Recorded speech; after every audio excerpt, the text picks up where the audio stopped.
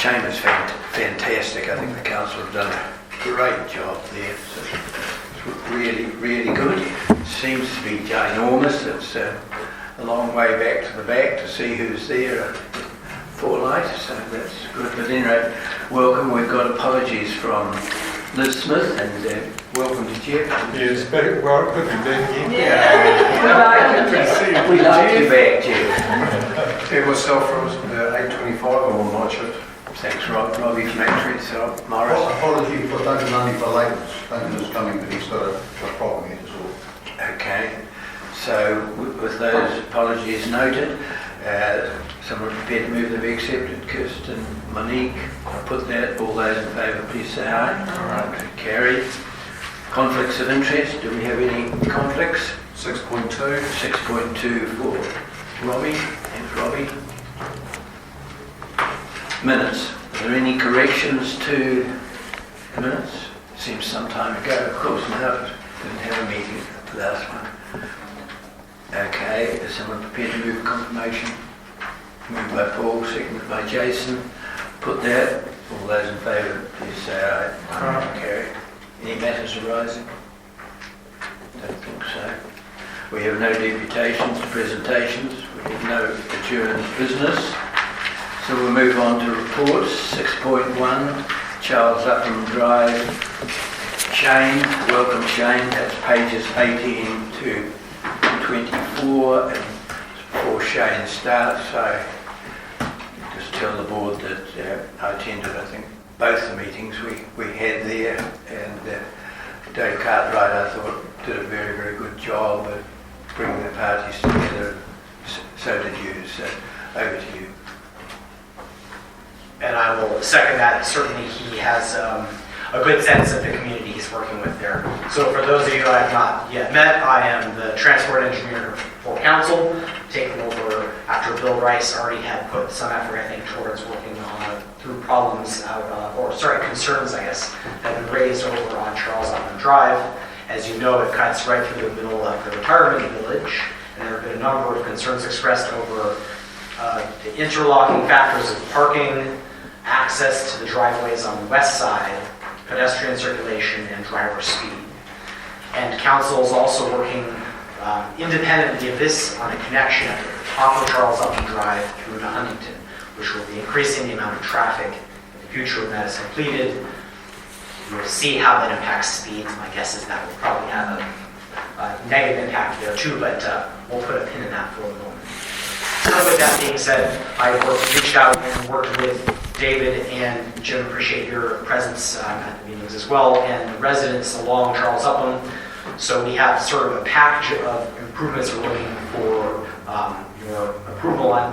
Primarily on the west side, we are going to be removing one parking space between each of the driveways to open up a little bit more space so that residents exiting the apartments on the west side can see cars coming from a bit further on.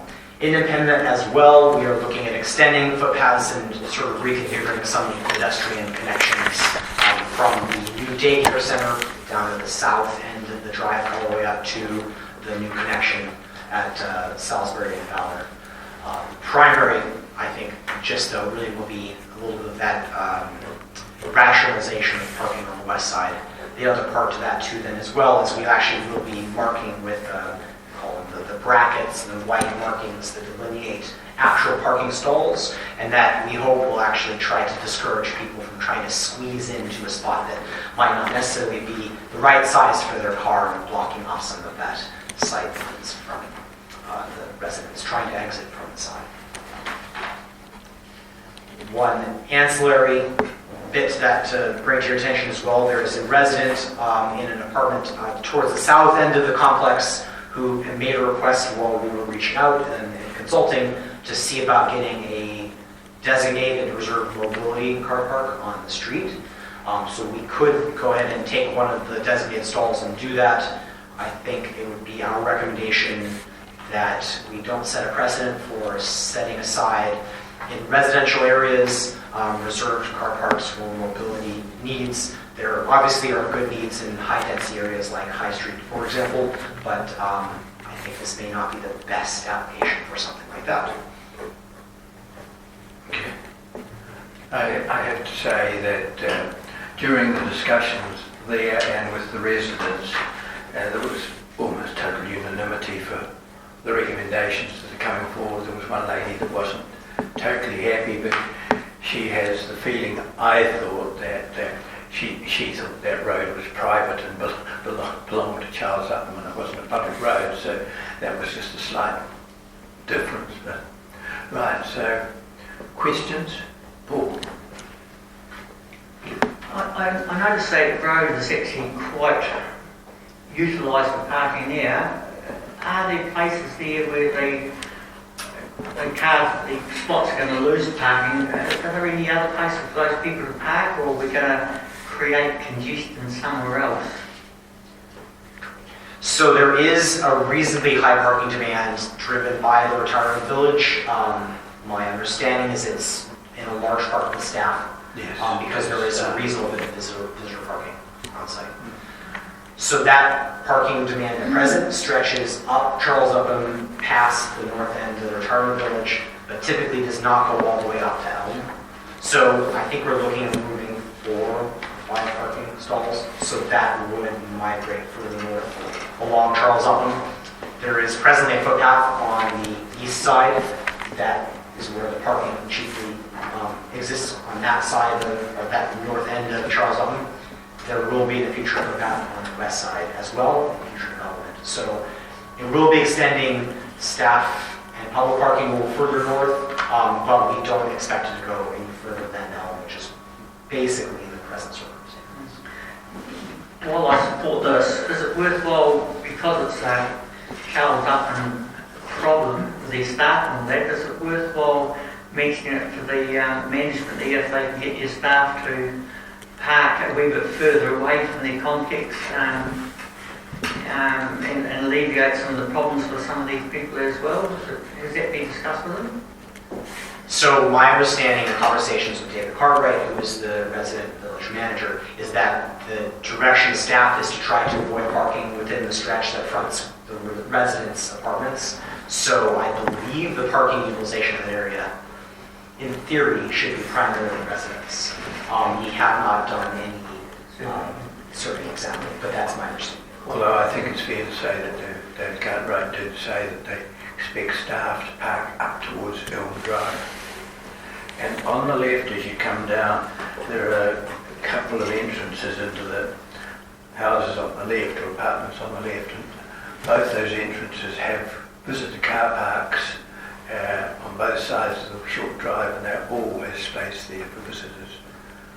I visited there quite a bit when Mr. Ashby was alive, and never failed to be a car park.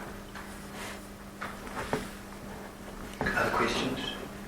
Kirsten? Thank you. I'm very familiar with this road, having built a house down at the other end, and just on that, having sold down there, you've talked about Charles Upham Drive, but have you consulted any of the new residents at the other end of Charles Upham Drive to let them know what's happening? And by other end, you mean the north? Just past Elm Drive. There's about 6 houses now being built in there. So we, at this point, have only consulted with the residents of the retirement village because the changes we're looking at are chiefly within the central part of the retirement village. It is our expectation that there won't be major impacts to through traffic, so the residents who are further north of the retirement village shouldn't see much of a change to their travel through the retirement village. I will say though, while within that topic, we will be looking at the possibility of putting in some islands for refuges for the pedestrian crossings. So again, looking at that as a means to encourage proper motorist behavior in terms of speed and attention.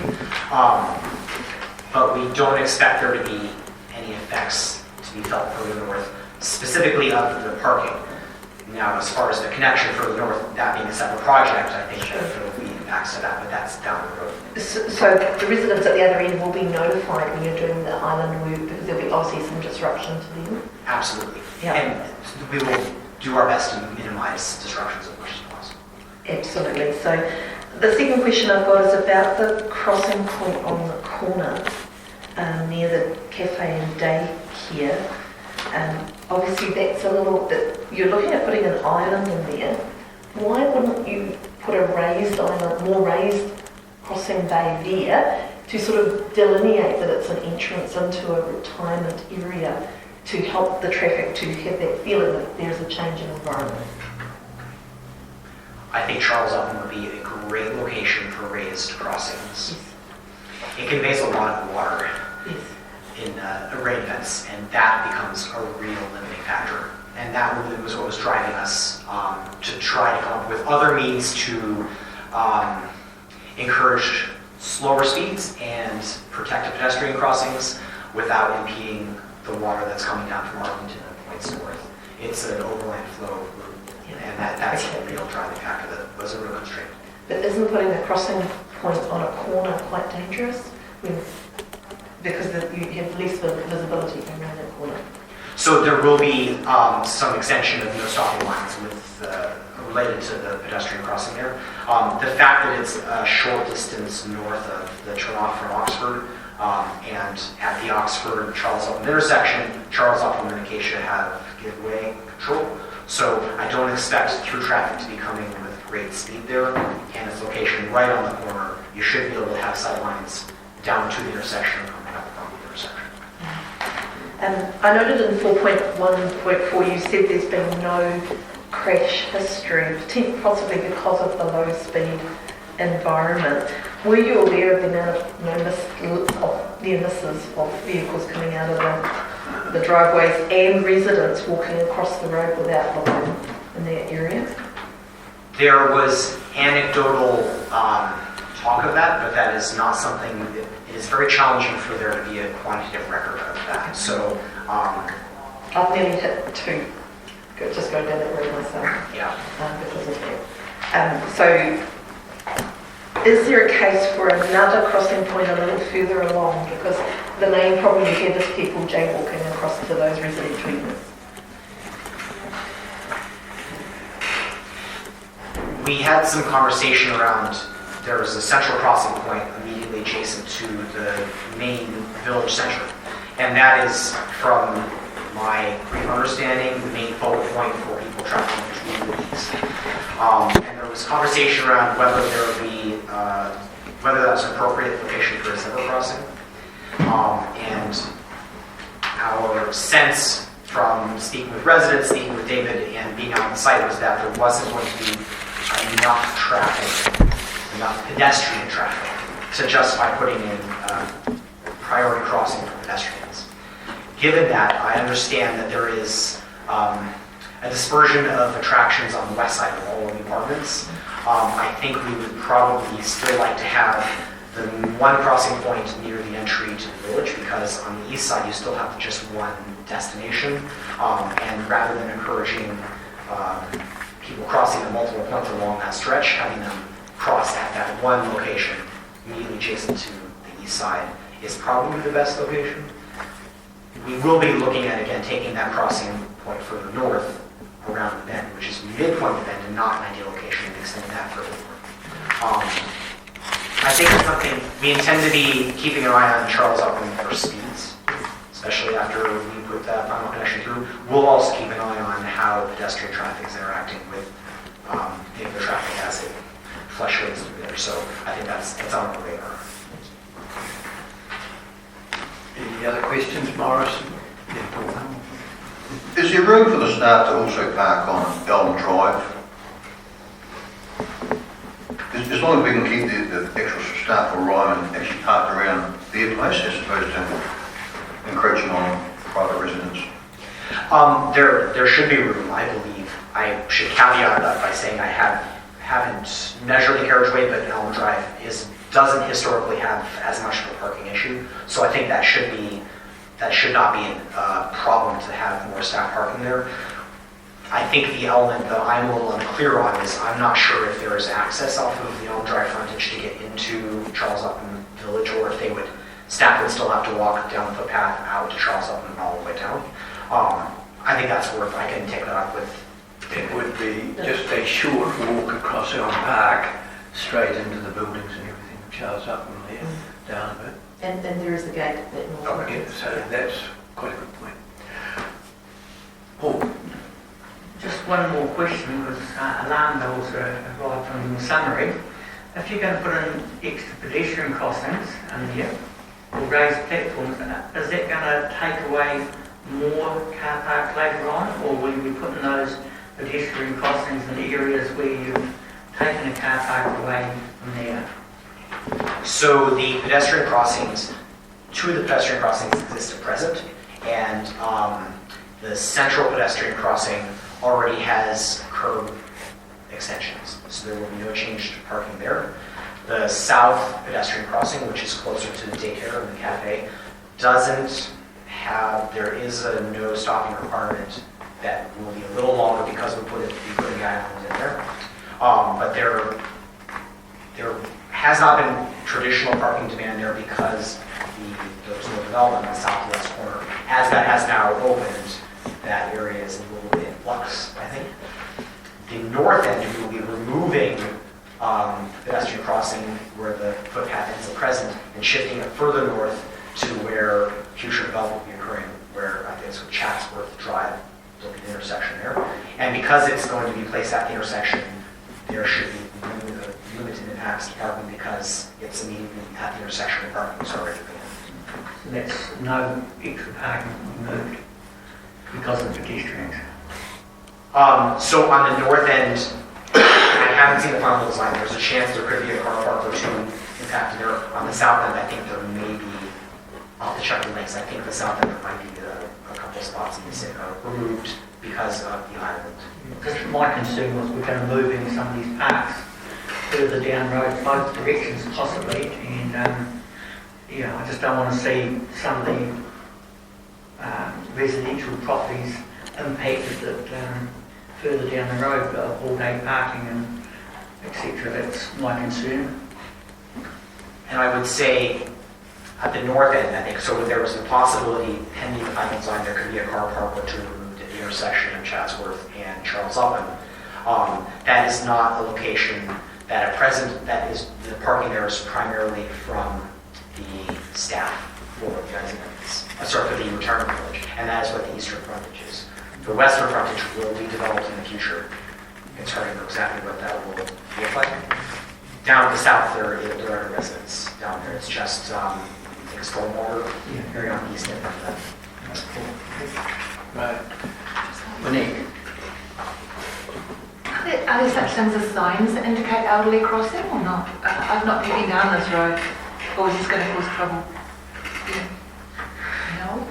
Yes, there are signs out there. They are supposed to say aged and they say elderly. It's one or the other. They don't have the exact proper ones that they've already been put out. Right, we've got a recommendation. Someone prepared to move. Moved by Paul, seconded by Robbie. You wish to speak to it, Paul? Just because the residents actually want to see it, that's why I'm moving this motion, but I am concerned about us limiting parks around the place, and I'd hate to see us creating a problem in a different area. To the north, a lot of those people are still building their houses and not in there yet, and I'd hate to have them coming back to us and saying, we bought this place here, we've never used to be any people parking there, all of a sudden because we've done this, they can't have any visitors parking out there beside their houses. So I think every time we do something like this, we've got to be wary of taking car parks away from the area, and it's not just the area where we're taking it from, it's a flow-on effect further down the road that I'm really concerned about. It is a safety factor at the moment, I realise. Robbie? No, thank you. Any other member? Yes, please. Kirsty? Yes, this is a very, very necessary movement. I have seen quite a few dangerous situations. Elderly people are a little bit more tentative with their driving than tend to be, and they are slower to cross the road, and for the unwary driver, if they step out from behind a parked car, it can be very, very dangerous, and I've seen that actually happen in this area. I would have preferred to have a few raised platforms, to be frank, just to encourage drivers to travel at a slower speed. As soon as you open up the other end, it is going to create some through traffic into the shops. So I think that's something that we'll have to look into, whether there is a drainage solution that we can come up with by having some sort of raised or something, a change of turf on the, even if it's just cobblestones, something like that, so that people actually feel that they're entering a different environment. I had a similar concern that Paul had about pushing the problem further north into the residential area without consulting those residents. I think it's really important that we always look at these problems holistically, now that we have people living there, it is important to talk to them as well and keep them fully informed about the change of words. But I am satisfied that it really only does go down to Elm Drive, except when the venue has a large event on, and it does then push out. But those are few and far between. And I think it should actually signal to all developers of retirement villages the need for better parking for their staff in particular. This problem has been created because the village had no parking for staff, and so therefore it's actually caused danger to their residents. So I think a sensible developer needs to look at that, whether their parking needed to be off the road, indented, or other solutions when they designed it. That might have made it easier for elderly residents to cross. When they situate part of the village on one side of the road and part on the other side of the road, they need to make sure that it's fully integrated so that they can get across their facilities. So I think the solutions come up. I really, really congratulate staff on finding some good solutions. I think there's more to be done, and I think the through road will probably trigger some more talk. And I would encourage that that conversation is held with the residents of the surrounding area as well as the village, so that we can make sure that everybody is on board with the changes. Anyone else? There's nothing to reply to, so I'll put the recommendations. All those in favour, please say aye. Contrary carried. Thank you, Shane. Don't go away because you're up again. Item 6.2, pages 25 to 29. Stops. Shane.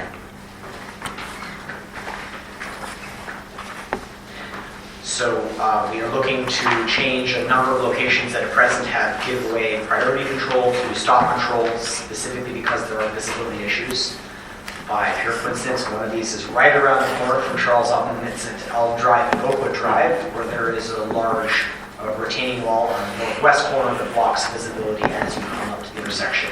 The rules, or rather the guidance in terms of what makes for a safer intersection to approach and judge if you would give way or if you need to come to a complete stop, is if you measure 9 meters back from the limit line, if you cannot see the sight distance up in one direction or the other, then you really should be aiming for stop control.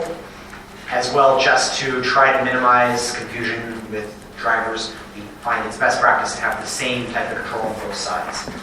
So while you might have an intersection that has conflict on one side, Elm Drive at Oakwood Drive is a good example. On the east side, you actually have reasonably good sight distance.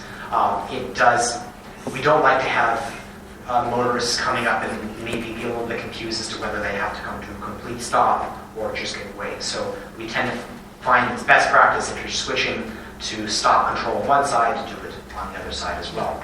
So the 3 locations we're looking at, again, Elm Drive and Oakwood Drive, Layman's Road at Johns Road, which has been in the news a little bit of late. And so that would be the north and south approaches of Layman's, well, John's has through priority. And then Layman's Road when it comes to a T intersection at Burnside on the northwest corner. Sorry, the northeast corner, you have a visibility issue with the hedge there, right adjacent to the road reserve. Right, questions? Everyone's very familiar with these roads, another. Morris. I think on the intersection of Johns Road and Leams Road, unfortunately, to solve your problem, the stop sign is probably the best. It seems to have worked, the one from Johns Road to Plaskett Road, the way they've done that with the flashing lights and the thing. I actually farm on the corner there, so I'm actually quite familiar with what happens here. Unfortunately, it's not the road's problem, it's actually drivers. That this is possibly the best way to sort out the issue. Just my concern is, though, Is this going to be temporary? Because my understanding is this is when they're going to be the bypass, and the bypass is going to have 2 stop signs and a give way. Well, that's hardly a bypass. So Layman's is intended in the future to be a major bypass. I think we will need to be taking a closer look, not just at this intersection, because it would make sense to reconsider the priority, which direction will be given priority, but then further over at John's Plaskett, that complex of intersections as well. So the 2 of them are, again, on our radar, but at this point, John still has the bulk of the traffic. So we see that changing in the future, I think. I hesitate to use the word temporary. I think maybe short to medium term. I don't necessarily have a sense of when we'll be in a position to have Layman's having so much traffic we'll be looking at switching it. But I think that is definitely something that will happen in the future, but not in the next couple of years, is my sense of it at least. Other questions?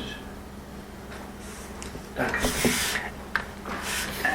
You made mention of, in the 2 or 3 ones you mentioned, is the hedges and the blockages and the walls, etc. That obviously indicates, issues with traffic. So they come to a stop now, they have more time. So is that hazard, can it be mitigated, or is the fact that they stop have more time to actually look at the hazard, or should the hazard be removed? If in any location where the hazard is within the roading reserve and it's a fairly simple matter to remove, we would do that before going to stop control. In all 3 of these locations, the visibility impairment is actually on private property, and so it's not a simple matter of removal. However, again, looking at the guidance suggests that you should be evaluating from 9 meters back, because when you come to a give way, there's an expectation you should be prepared to stop, but you could also carry through the intersection as clear, so you need to have some visibility that some distance back. At stop control, the expectation is you come up to the limit line and come to a stop, and then should have better visibility. So it's not the visibility impairments at these 3 locations were at that 9 meter point back. When you actually get up to the limit line at these, you do have better lines of sight down the road. It's just the expectation is you have to come to a stop and then look and then make your next move. As Mr. Harris has already indicated, the issue of this becoming a bypass in the future, or driven to a bypass that's used more often, do you think some education wouldn't go amiss as far as trying to start gently removing some of the impediments regarding hazards? When you have, at least looking at Layman's Road, which at this point still has very much of a rural feel, there are 2 main drivers towards crashes at a private intersection like that. One would be where you completely misunderstood that you had to come to it, that you had to give way to the through road, and the other is that you came to a stop and then misjudged traffic and either misjudged the gap or misjudged the speed of somebody and then got rear-ended. The first one is a conspicuity issue, and that just means making drivers on the Layman's Road side understand that they have to come to a stop and then move on from there. And that's not necessarily a driver behavior factor. The second one, where you are either choosing to ignore the stop control or misjudging the speed of traffic, that is a bit more of a driver education issue. So I think there's definitely much to be done around, in general, raising the level of driver education, but it's not at this point going to supplant the issues at these locations where it really is a physical impediment that no amount of judgment or education can supplant the fact that you can't see around these impediments. That being said, I think there is a much bigger driver education issue, yes. Thank you. Any other questions? We have a recommendation in front of us. Moved by Kirsten, seconded by Jason. Kirsten. Yes, very quickly, I've been terrified of this intersection for many years, and my daughter has just learnt to drive, and she is also it's one intersection that we approach as if there's a car coming every single time. So a stop sign's not going to solve the worst behaviour, but it is perhaps going to make people think twice before they drive straight through it, like has happened on a few occasions. So that was an absolute no-brainer. Oakwood Drive, I was actually quite shocked how little visibility I had coming from the east. I actually missed the car completely and had to slam on brakes. People like that, are using that road as a bit of a slalom at times, and the speeds are starting to increase. So maybe something we have to monitor just in terms of road design, because it's quite a fun road to go quite fast on. So that intersection, and as you see around the district, we're starting to see vegetation creeping up on the corners, and it is something that we may have to look at in our design guidelines, I think, for intersections that are going to have a fair volume of traffic, because it is really, really important that you consider around those points. Jason? Nothing to add. Sarah? I definitely support this. In my first term, we worked with Ken Stevenson to put in that, and there's a picture there that we island crossing. There's a picture there with that white fence there, and that was one of the first residents to say, I've just about seen someone have a car accident, and that's way back in the first term. And now the problem is worse. So, and I used to live in this area as well. As Kirsten said, it's quite surprising when you drive there how the lack of visibility there is. So 100% support it, and in all the other areas as well. Paul? Yeah, I also support this, but I still think it's a lot of driver behaviour. Noting also that there was an accident on Lehman's Road the other week, and put up a safety meeting I had today with the big group that apparently one person actually did stop there rather than give way and had a look and then carried on, and then the accident happened. So stop sign's not actually going to solve the whole problem. But also, from my understanding, I think this is in the speed review at the moment as well, so it could be a double safety scenario happening in that area. So yes, I think we need to sort some of these out. I think it's a lot of it's driver. It was the accident that happened at Belmont and Oakwood Drive, actually. That's also down there as well. Same thing. Joe? I really think the solution for Lehman's Road, in my view, both on Johns Road and down onto Fernside Road, would be to roundabouts. I think that's what we need to aim for, and long term, because that will ease traffic, slow traffic down, be much safer. And I also know that on the Lehman's Road, Fernside Road, I understand, and I may be wrong, that there's been some plantings and things there around the drainage areas, which may be also obstructing some areas. So that's just observations that I have. I may be right, I may be wrong, but I believe the solution for both Johns Road on Lehman's Road and Fernside Road is roundabouts. You're quite right, Joe. You may be right or you may be wrong. The trees are about this time. What I'd like to see is just some rumble lines before the stop lines, because the issue here is people not stopping, and they need to be waking up 25 metres, 50 metres before the stop line to put their phone away, to stop playing with the stereo, stop doing their hair or shaving. That is a problem.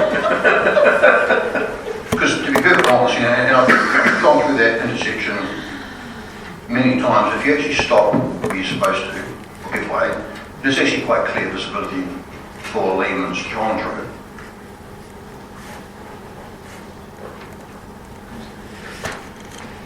So actually that you bring up a very topical conversation we've been having internally just today, and I think yes, the changing the side roads to stop patrol is the first step, and we will continue to monitor in particular Lehman's and Johns because it does have the history that it does have. If it turns out that the stop signs are routinely being ignored for whatever reason, then we could evaluate rumble strips. There are painted lines that decrease the spacing between them to get driver attention. We could put also the advanced warning signs, stop ahead. There are a number of measures we can do to try to improve the conspicuity of the stop signs to make sure drivers are fully well aware of them. We will start with the stop signs and see how, once that is, drivers are used to that, see how they're behaving, and if that has improved the circumstance there, and if not, then we'll look at further measures off the road. We will be looking at some sites to consider rumble strips. They certainly have a strong impact on motorists. They also tend to cause some noise, so it'd be delicate about where we would put that in terms of adjacent neighbors and close stuff. But we're looking to potentially trial goes somewhere else. Any other speakers? Recommendations? Who's prepared to move something? We've done it. Beg your pardon? We've done it. Oh, sorry, I'm half asleep. Right. You're excited. Kirsten, do you wish to exercise your right reply? I'll put that. All those in favour, please say aye. Carried. Item 6.3, pages 30 to 63. Community Board's discretionary grant. Okay. Good evening, everyone. Nice to see you after a nice accident. Feels like we're strangers these days. Two grant requests. One from Life Education Trust Canterbury, which I think we've all heard of or seen the trucks at various schools, and you're probably well aware of what they do. And they're just looking for some funding to help them continue until the end of the 2021 year. North Canterbury Swim Club. This is a tricky one. But obviously it's your decision. But they're asking for quite a lot of money. When we have indicated on our application forms that the maximum is 500. Also, if you're looking at 250 swimmers, they're looking to do 1,000 ribbons, which seems a bit of an overkill, but up to you to decide whether or not that is. Maybe they're looking at doing a 3-year block for ribbons. I don't know, but yep, that report's pretty straightforward, so I'll answer questions if I can. Robbie. With regard to the swim club, have they indicated that if we only give 500, they're still going to get $500 worth of ribbons or top it up themselves? Or? They didn't indicate that at all. They've just asked for the 1,100. Yes, they do. The question is if the application is declined, will the project still proceed? The answer is yes. Just Right. a question about Kirsten. Just a question about the ribbons. My understanding is that even though there's only 250 kids, they're competing in multiple events and they can get a ribbon for every time they improve their time. Is that correct? Oh, yeah, probably. Thank you. That's actually not totally clear. Well, that's what it says in the application. It says that they are just for improving their times. Okay. Duncan, could I, at the stage, raise just a small technical? Page 33, I think somebody's possibly spelt Colden wrong. And with respect, I think it's been taken from the application, so Sorry. I presume it means Colden. Oh, Colden. Oh, yeah. And Waikiri. Yeah. It's a long way up there. But I realise that. Pardon for that. Well, if no one's prepared to test the meeting, I'll test the meeting. I'll move that we grant 500 to the Life Education Trust and 500 to the North Canterbury Swim Club. Second by Robbie. I don't need to speak to it, it's pretty obvious. Any discussion? Joe? Aye. Right, well I'll put that. All those in favour please say aye. Contrary. Carried. Item 6.4, discretionary grant funding criteria, pages 64 to 70. Okay. I'll just introduce this, but as this was a move from Jim, trying to get some sort of clarity, I'll let him talk to it. But when discussing it with Jeff this afternoon, he did mention that in the funding policy itself, it basically says that if a request comes through from a school or a DOT, the funding policy requests evidence that it's not going to be spent on Ministry of Education type things. So we are looking at actually adding that into the criteria to make it clearer as well. As you all know, this has been an ongoing issue for the board now for many years. The late Peter Allen had very firm views that no school should get money from the ratepayers. The board has always taken a contrary view that if it's from BBTA or a group associated with parents in the school, I think the classic one we visited is North Loburn Community Garden, for example. This board has supported that, and so we should. So after the 3 or 4 months ago meeting where we had further discussions on it, I think Duncan raised the issue. I contacted the other board chairs to see what their thinking was, and they all said they had the same problem as we did, and see if we could find some wording that won't cover everything, but make it workable. And what the suggestion is that the school itself can't really apply, PPTA can, and an understanding that there's a group associated with the school doing a community effort, then they would also get it. So this is a quite crude way, but if anyone can think of a better way of trying to answer the dilemma, we would. The other chairs are happy with it. So,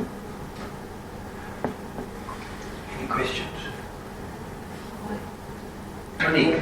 I just had a concern that it appears that Rangiora Borough School has not got a PTA. No, Is that well, excluded? Hence, no, they're not excluded.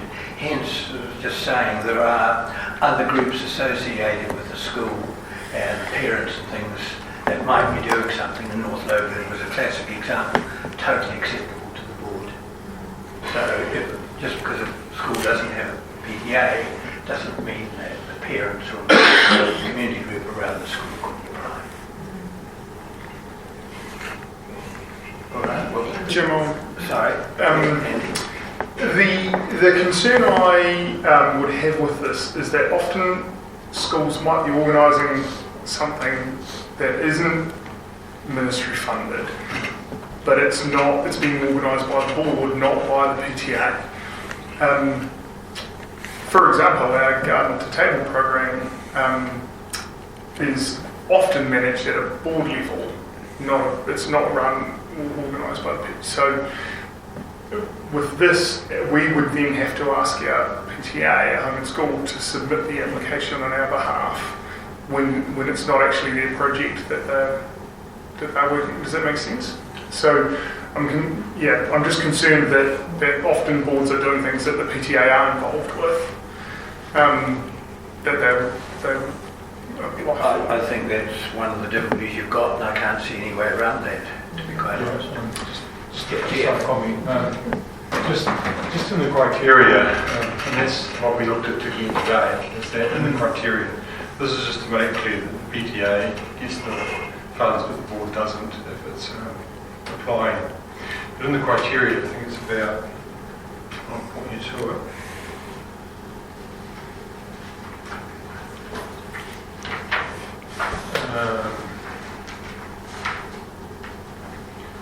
One, 2, 3, 4, 5, 6, 7, 8, 9, 10, 11.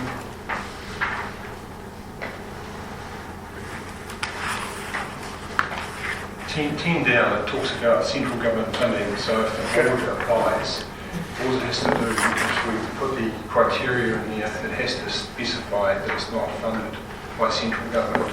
If it does that, then the board's got direction that it can actually approve the money. Okay. Thanks, Jeff. That clarifies that. It does. All I would say is maybe we need to think about the wording, because the way I read it essentially says that all trustees can't apply. So maybe we need to think about the wording being more specific around if your project is ministry funded, you cannot apply. If it's not ministry funded, you can. To me, it reads that if you're a board of trustees, you can't apply. That's what it's saying. Yes, it does. Jeff, have you got any suggestion other than an application that is not government funded or something words. Yeah, we can Just put something in there. Yeah. I think it just needs to be clarified that If everyone's happy, if this is government funded, you cannot apply. if everyone's happy on the concept, and left it to Jeff and the chair to reword it to fit in that criteria, I think it's in the spirit of what we're trying to do, quite frankly. Yeah. So if you're happy with that, yes, Kirsty. Sorry, I'm confused. I actually don't think the Board of Trustees needs to be in there. It just needs to be directly from a school receiving central funding for their project or something like that, not the word Board of Trustees. It doesn't matter who's applying from the school, it just matters that it's not got central government funding. Well, we can have a look at that because we need to talk to the other boards too. So we're. I understand the intent, but it's actually got, for country schools, it is going to cause problems. Okay. Just to let you know that Oxford has opted to retain the status quo because they feel that the criteria already mentions that, and Woodend was the same. They also opted to keep the status quo. So I don't know if the board might want to keep the status quo, but then reword what we've got in the criteria and just highlight more the fact that evidence is required. I'd be happy to move in the direction, Mr. Chair. Okay. Which would be A, C, but adding A, C becomes B. To highlight evidence being required. The evidence is required that it is not funded through central government. Okay. Okay. You see the I would second that. Well done, Andy. Right, open for debate. Just speaking to that, I just get a little bit of discomfort because I know with smaller schools that everybody's involved. It doesn't matter if you're board of trustees, it doesn't matter if you're PTA, if you're a parent, you're a teacher, everybody's involved in smaller schools. And we do have quite a few country schools in our ward as well. And of course, Rangiora doesn't have a specific PTA as well. I've never had a problem with applications coming from a school because we have the word discretionary. Discretionary means you look at the application on its merits, you decide is that going to be good for the children, you decide is that going to be something that the government should be funding, and you make the call as a board and we vote on it. I like the fact it's been clarified because I think it will help stop debate, and I really appreciate what the chairs have done to try and help clarify that for us, to give us a clearer direction. But I didn't think we need to specify the wording of what group it is. I think it was more the point that schools should be responsible for their core activities from using central government funding, but discretionary activities can come to the board for our small client money that we can give them. So I've been more comfortable to keep the status quo, but refine the wording as has been suggested. Speaking to it, I'm very happy with that because the chair did not write the recommendation. It came from staff.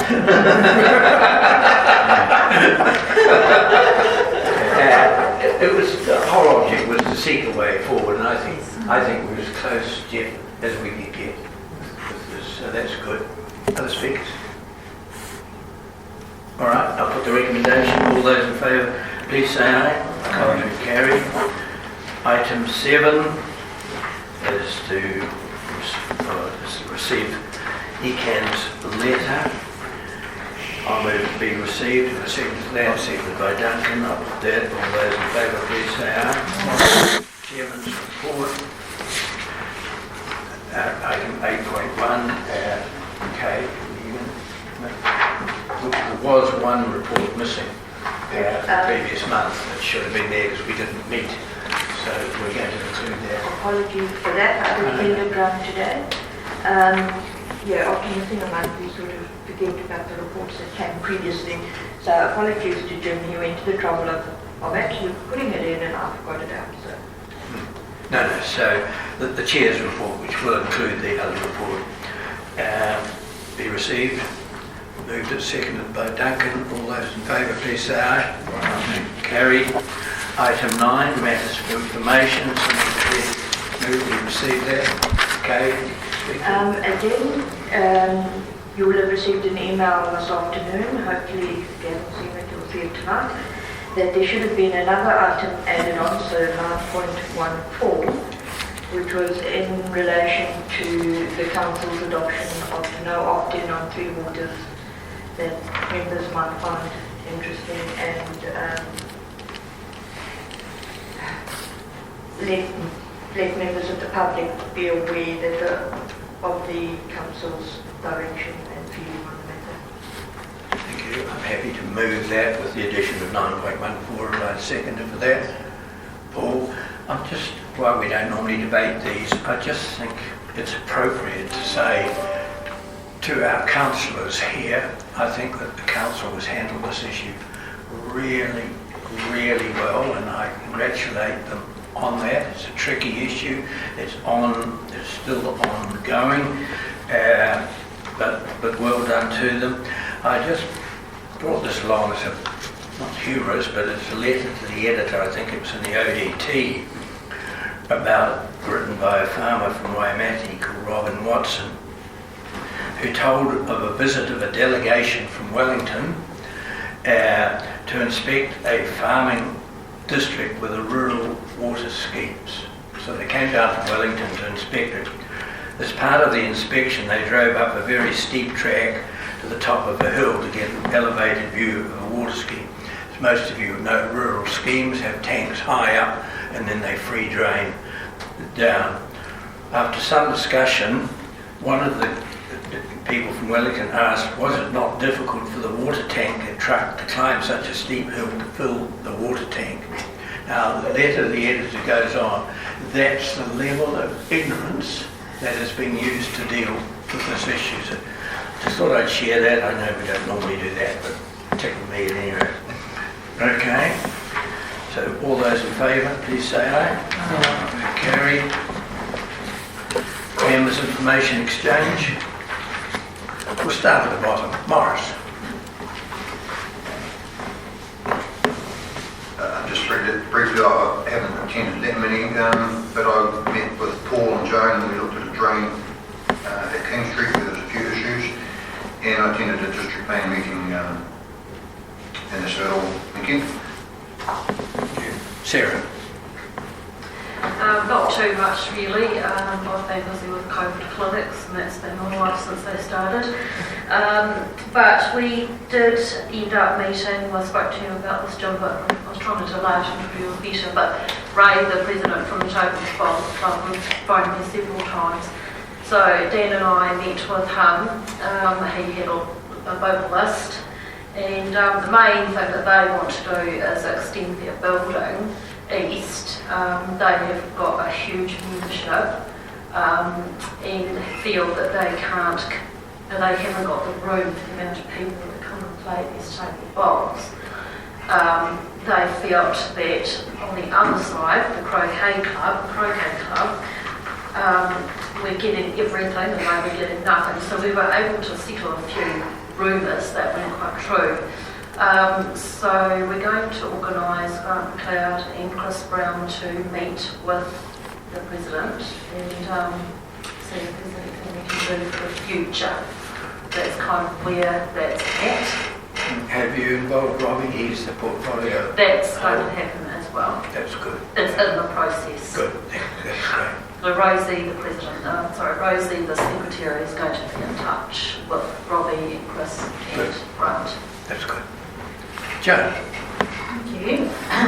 Well, of course, we've all been busy with drop-ins for the district plan happening when COVID allows. Rangiora Promotions had a meeting with them last night, and they're proceeding with celebration night on the 19th of November, God willing, with COVID and all that sort of thing, and also proceeding with Canterbury, hopefully for the Christmas parade. But of course, everything is so uncertain at the moment. But they're proceeding positively towards these events. Of course, Ross had a meeting at Central Planet Advisory Group, and then there's been a lot of interest in the district plan and the drop-ins, and I think people mostly are struggling with navigation of the website, and they need some help with that. So we're having more drop-in sessions happening there to try and help people with that. And of course, tomorrow morning at 7 a.m, I'm off to Zone 5-6 meeting Thursday and Friday to see what's going to happen and see hopefully what pressure we can put on for Three Waters and other items that are affecting local government New Zealand and all those sort of things that are affecting our district. So that's me for the next couple of days. Joan, could I just ask you, there's been quite a bit in the news recently about councils opting out of local government New Zealand. I see Timaru has, I see Christchurch is considering it. Has our council had any discussions on that? And I ask that because while I think local government New Zealand's executive should be absolutely rolled, that's my view, but opting out leaves them in total control. And I'm not sure that that's necessarily in the best interest. I just wondered if our council's had any discussions that you can comment on. We have had discussions on it, and the view of unanimous of the councillors is that we opt out at this time. No, I'm not talking about opt out of Three Waters. I'm talking about opting out of local government New Zealand. Oh no, Dan is wanting to, and I think he was on a Zoom call with local government New Zealand this morning at 8:30.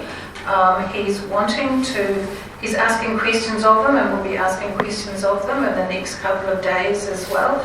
I think it's his preference but one of the requirements that we have is that we're really, really unhappy with the fact they signed an MOU before the conference, which was held in Blenheim, without consulting the delegates and getting their and said that they would not oppose the government mandating enforcing Three Waters reform without consulting. So we're really unhappy about that, and we want them to retract that. But at this stage, I think that the consensus is, or Dan's view is that we need to ask. We've asked them. We've sent a letter asking them to retract that they would not oppose mandating the Three Waters reform. And if they're not prepared to do that, we're seriously looking at withdrawing from local government New Zealand. Thank you for clarifying that. Andy. Sorry. Just to, in addition to that, I think the council is saying at this stage it's better to stay inside the camp. Yeah. If it opts out of the local government New Zealand, it's sort of shown that sort of breaking apart, and it shows that we're not uniform. That's why I raised it. You're much better to try and roll the executive and get rid of them. Well, Dan's actually called for a special meeting too. Yeah. Well, that's excellent. I think Christchurch City's playing quite a clever game too. They've asked for a staff report, and what their staff report will cover is what local government New Zealand's done in the last 3 years. Well, that's good. I'm pleased to hear that, because that's the right approach. So it'll press that. The other thing that's just come out is the local government review. And that scopes another looks like another DLNA supported written document, which we'll probably also eventually have some concerns with, even though it's being led by our ex-chief executive. So, but it looks like it's DA written, I understand it is. So will all the boards get a briefing on that in due course? Yeah, good. That's great. Andy. Thank you, Jim. Firstly, I'd actually like to really apologise again for not being at a number of our previous meetings. So I do apologise about that. The only thing that I've really been involved with is with Paul from the roading. As you all know, I live on gravel roads, and so that's what I hear a lot from everybody around me. And we had some new gravel put down near my house, and it is fantastic. They have graded it. I mean, I'm very lucky. But look, it hasn't been graded in 3 months, and it's as good as it ever went down. So we're really encouraged to see that, and I know that Paul's pretty excited about it. So just kind of keep monitoring that on Paul's eyes on the ground. Even with the rain. Yeah, fantastic. Hasn't scoured out with the rain or anything. It's really quite impressive. I did explain to the board at the last meeting you were unable to come to that I recommended you not to come because you were going to put your life at risk, I thought, driving out the night, so the board understood that totally. Thank you, Jim. Duncan. As you know, I did attend the All Boards planning on the 22nd of September. On behalf of Jim, I attended the Southport Road Working Party. I found that quite interesting, and when you get involved, I think the board does need to focus on the issue. This is about improvement of safety in Southport, and it's improvement on the safety of the people that walk the pavement and actually get out of their cars as against the other 20 or so thousand that simply drive through it and out the other end every day. And I think when people start talking about the improvements, it is safety improvement. The people who commute, there could be negligible effect or even slightly slowing down the traffic. But I think it's important that we understand that it's a safety improvement for the people within that area. So that was, and also I attended the blessing of the council chambers on your behalf, and I attended the drainage meeting on the 7th of October. And I also like to concur with Andrew's issues regarding gravel roads. You're very lucky. I've been on gravel road for a large number of years and still haven't got a load of gravel. But I think this is as successful as you're indicating it is. The wider issue that we need to address, perhaps possibly as a board, and I know it's always an argument, there's only 5% of the traffic movements in the district each day are on gravel roads, but as we move into November and the council look at their funding, I think we need to have a cross-section or even a report as to the state of our shingle roads, because I do believe they're in deficit, and they've been in deficit for a number of years, as in the state of them and possibly the spending of them. So I think councils need to have just a bit of a look around. Of course, we cop the criticism and that there are some nice things in Waimakariri that people go to see and enjoy, and some people still simply probably can't feel they're not getting the basics. So I think that issue there, if the gravel road issue is being successful and you believe it's the way forward, perhaps we need some more of it. Thank you. Thank you for that, Duncan. Right, Kirsten. Yes, the other issue, obviously the flood recovery is sort of coming to an end, still a few issues with bridges and Leeds Valley obviously, but just to let you know that it costs 2.8 million, so to be aware that that event has, and that's obviously got to be just, I assume it's deficit funded. So the extreme weather events we're facing are getting worse. They seem to be happening with more regularity, which doesn't help the road issue at all, Duncan. And I'm actually quite concerned about the state of our arterial roads, because they seem to be getting patched and patched and patched, and that's funding. That's wakakotahi. We have absolutely no say over that, because our arterial roads are not high on the hierarchy to get any additional funding. So that's where we need to push, is actually to say that actually provincial councils need decent funding to people around arterial roads particularly, and to maintain roads. But I can't see that getting any better with the current state of wakakotahi's budget, from what I've seen. So it's a really, really tough act for us to do. And but I do certainly appreciate all the work that Paul's done on gravel roads. We had a lot of problems out at Canterbury as well. And we are seeing that I think perhaps some of the monitoring hasn't been done quite as regularly as it could have, and I think that's been tidied up. So I'm hoping we'll see an ongoing improvement on that. But yes, flood recovery is quite a major event, and there's still some work to do. We've still got bridges, we've still got fords closed throughout the district, and it can do repairs, and that's proving a very long, slow process, which is cutting off residents in different parts. And does affect some of our residents and some from other wards as well. And obviously the Oaklock area was still hit very bad, and there's still a bit of work to be done there about river protection and what we're going to do in terms of river ratings and so on. The other casualty of the Three Waters discussion has also been the rating review on Three Waters. We had wanted to look at trying to, we're getting some of our rural schemes are paying such huge amounts for water, and we're getting town schemes pay quite a little, and we were looking at what we could do to try and balance access to water across the district that was going to be reviewed in 2022. Because of the current circumstances, that's now been deferred. So that will not happen next year until we're much clearer about what's happening in the three water space. So those are the main two things I want to report. Monique. I attended a few different meetings. Three Waters special meeting. I went along just to be nosy, really. Interesting to hear people's points of view on it. Yeah, probably not. I have got my own concerns about our water, not necessarily drinking our rivers, etc. And contamination of them. So yeah, it's interesting. That's not in the Three Waters review. Yeah. The rivers are not included. Right. It was false advertising where you saw them included. I also went to keep Rangiora beautiful when main meetings as well. Yeah. I don't mean to misperse them with the relocatable house business. Not really in place. That is it. Why don't you?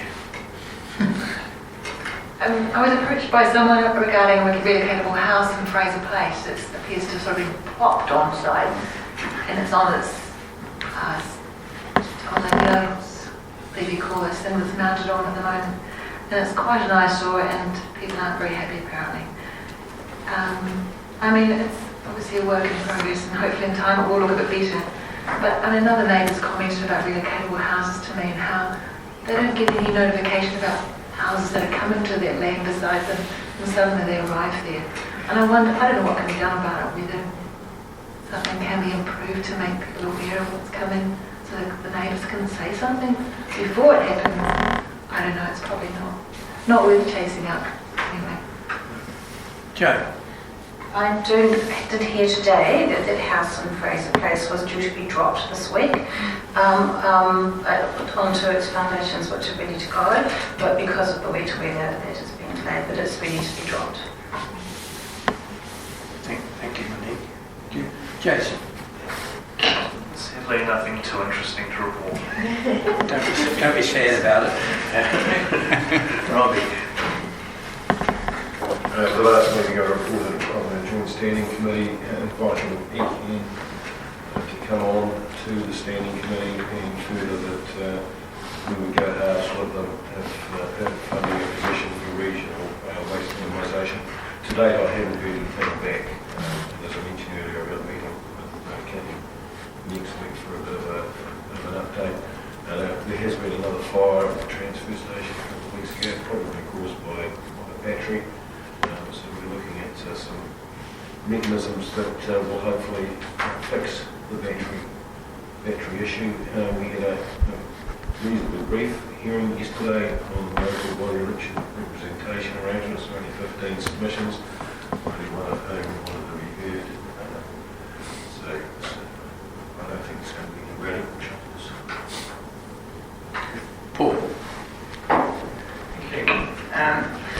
Nathan's knowledge, I actually have asked the staff to do a report on the roadings around the whole of Waimakariri, and that's coming to council, and there will be a briefing. I've asked to come to the community board on the state of their gravel roads and all the roading maintenance and all that, so that is coming. So it's been asked for. It's a matter of getting a bit of the roading staff have been under a bit of pressure to get this together, because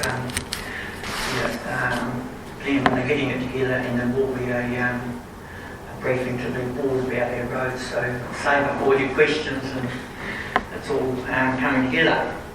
I've also been involved a wee bit with this local government debacle. I was probably, I don't know if lucky or unlucky, but two of our councillors, Philip Redman and myself, were invited to Christchurch City Councils, and councillors invited us to get our opinion on local government, and I think it was because I was one of the councillors who went to the local government conference, and Philip Redman was, and they were our input. So in actual fact, Waimakariri Council had a wee bit of input into Christchurch City Council's decision here, and it is a bit of politicking. They don't really want to pull out, but they want local government to become a bit more democratic than what it is, because it's not running a democratic situation. So for example, I went to the local government conference. I've been to one in Christchurch for the AGM. They always had space for a councillor to sit at the back. This time they wouldn't let councillors in. They turned them down. It was only by appointment only that you could get in, and there were seats left there. And Philip and myself were both turned apart the door, as were other councillors from other councils around New Zealand, which didn't go down very well at all, but that just shows you what's happening in the local government in New Zealand. So I was horrified of being turned apart the door. So the other thing, Wakataki's NLTP was announced early in September. The council's been really lucky. They've got the key project, which is Southbrook Road and Coronation signalisation, is going ahead. Wrights Road intersection improvements, an upgrade to River Road at the Park and Ride site's going to get a bit of attention, and Screwbridge and Mulcox Road intersection improvements, so that's been passed. Unfortunately, other funding requests weren't met, and that's $1 million shortfall in maintenance of operations and renewals budgets. Only half of the budget for low-cost, low-risk projects were awarded, 6.6 million out of 13.2 million, and this does impact on the safety of our roads around waimakariri. I was really disappointed because our staff did a really good job, and as it turned out it probably wasn't so good. We trimmed everything to the bone to keep the rates down and put in our plans exactly what we wanted to do, and which was good. And unfortunately the government turned around and gave a 50% pretty much split through all councils. So all the councils that didn't trim their budget to the bone, and even though they couldn't even do anything they want, they still got the same percentage. So and I'm really disappointed because the government seems to have plenty of money. They're giving away to donations to Muggle Mob, the ISIS, they're giving money away to, there seems to be plenty of money there. And I was at a forum today with the road safety and the trucking division, which would pay $2.4 billion into the road network, and apparently 1.1 million of that was transferred elsewhere. So it's a bit disappointing with the way the funding is working there, but I mentioned, and it was mentioned about the barriers on the motorway, double width barriers on there. The government's spending a lot of money on those barriers where there's been no accidents, and yet places like the Woodend area where there's been documented accidents and all that drama seems to miss out on some of those safety products. And take away the barriers, for example, we could have had $1 million towards some of our safety parts in our roads that we need. So it's a double-edged sword, but I'm very disappointed with the way the government's done this sort of funding round on that. We've had a lot of Three Waters debate, and I don't know whether we're winning or not. Hopefully Dan would probably be more knowledge than that. I personally think the government is starting to get a bit worried about 60 councils out of 67 wanting to pause and what have you, and I think Dan's been doing a really good job soon. I know he's getting sick of Three Waters getting mentioned, but he's put a lot of effort into that, and I thank Dan for doing that as well. Thank you. Thanks, Paul. Right, moving on. Item 11 is for your information there. Item 12, board funding, the discretionary grant, that's giving you your balances and the general landscape balance there. The 25,970 plus carryover hasn't yet been determined yet, is that right? Okay, thank you. I don't think there are any media items, there are no questions, there's no urgent general business. Just before we go into the workshop, we have to consider the district plan, and there was quite a lot think, for the board to consider and discuss. It seems, talking to Kay, it would be appropriate to have a special workshop meeting for that sometime shortly. Some of the councillors are involved in and will be involved in the hearing, so it's not necessary for you guys if you don't want to, I think, but you're always welcome. So, what any proposed dates, Kay, or? I did contact the team, and the dates they gave me were Thursday, the 4th of the 11th, Thursday, the 26th of the 10th. Well, I think what we might be best at what time in the day with staff wanting to do that. Didn't give me a time, but I would suspect 5 o'clock would be quite a good time, but if you wanted it later. No, I think anyone would find. What would Kay will put round those dates, and if you flick back to her, which ones are most suitable for you, we'll find the most appropriate dates. And if you comment on the time, let's suggest it's 5 o'clock at this stage.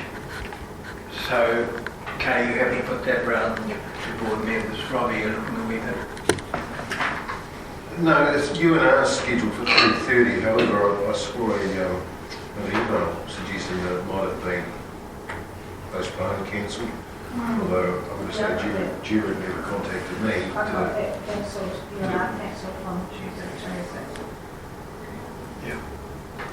Okay, we'll do that now. So that brings us to an end of our formal meeting part.